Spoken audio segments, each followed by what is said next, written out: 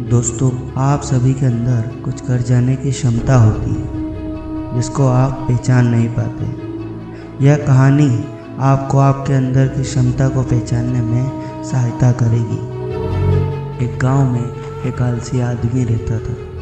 वह कुछ काम धाम नहीं करता था, बस दिन भर निठल्ला बैठकर सोचता रहता था कि किस तरह कुछ खाने को मिल जाए।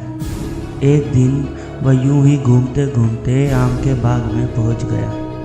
वहाँ रसीले आमों से लदे कई पेड़ थे।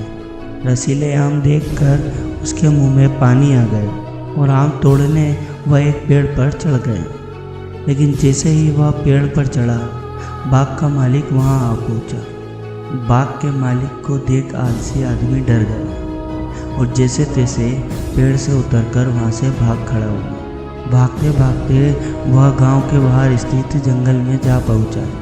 वह बुरी तरह से थक गया था, इसलिए एक पेड़ के नीचे बैठकर सुस्ताने लगा। तभी उसकी नज़र एक लोमड़ी पर पड़ी। उस लोमड़ी की एक टांग टूटी हुई थी और वह लंगड़ा कर चल रही थी। लोमड़ी को देख आलसी आदमी सोचने लगा कि ऐसी हालत में इस जंगली जानवरों से भरे जंगल में ये लोमड़ी बच कैसे गई, इसका अब तक शिकार कैसे नहीं हुआ। जिज्ञासा में वह एक पेड़ पर चढ़ गया और वहाँ बैठकर देखने लगा कि अब इस लोमड़ी के साथ आगे क्या होगा। कुछ ही पल बीते थे कि पूरा जंगल शेर की भयंकर धाड़ से गूंज उठा, जिसे सुनकर सारे जानवर डर के भागने लगे। लेकिन लोमड़ी अपनी टूटी टांग के साथ भाग नहीं सकती थी, इसलिए वह वहाँ पर खड़ी रही। शेर लोमड़ी के पास आने लगा।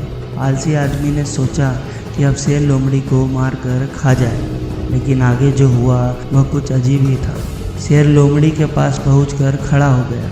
उसके मुंह में मांस का एक टुकड़ा था जिसे उसने लोमड़ी के सामने गिरा दिया। लोमड़ी इत्मीनान से उस मांस के टुकड़े को खाने लगी। थोड़ी देर बाद शेर वहां से चला गया। यह घटना देख आलसी आदमी सोचने लगा कि भगवान सच में बड़ा दयालु है। उसने धरती के समस्त प्राणियों के लिए, चाहे वह जानवर हो या इंसान, खाने पीने का प्रबंध कर रखा। वह अपने घर लौट गया। घर आकर वह 1-2 दिन तक बिस्तर पर लेटकर प्रतीक्षा करने लगा कि जैसे भगवान ने शेर के द्वारा लोमड़ी के लिए भोजन भिजवाया था, वैसे ही उसके लिए भी कोई ना कोई खाने पीने का सामान ले आएगा। लेकिन ऐसा कुछ नहीं हुआ। भूख से उसकी हालत खराब होने लगी। आखिरकार उसे घर से बाहर निकलना ही पड़ा।